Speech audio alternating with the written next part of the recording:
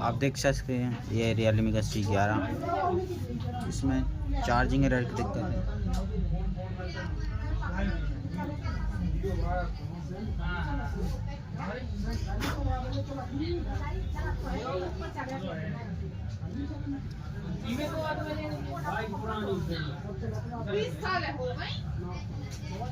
आप देख सकते हैं ये दिक्कत कर रहा है, Realme C11 है, चार्जिंग एरर की प्रॉब्लम देख सकते हैं।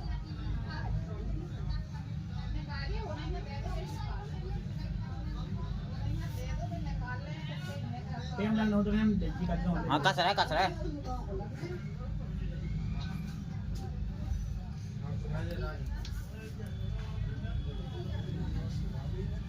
देखिए,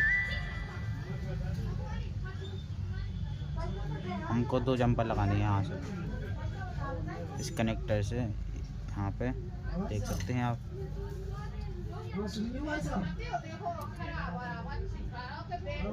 हाँ देखा रखो जाए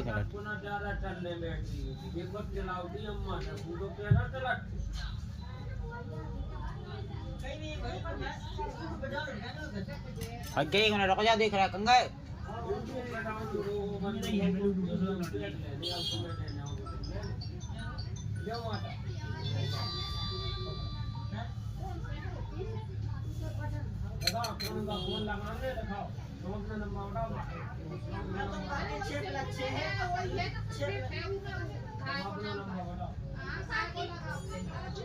आप देख सकते हैं प्रॉब्लम सॉल्व हो चुकी है।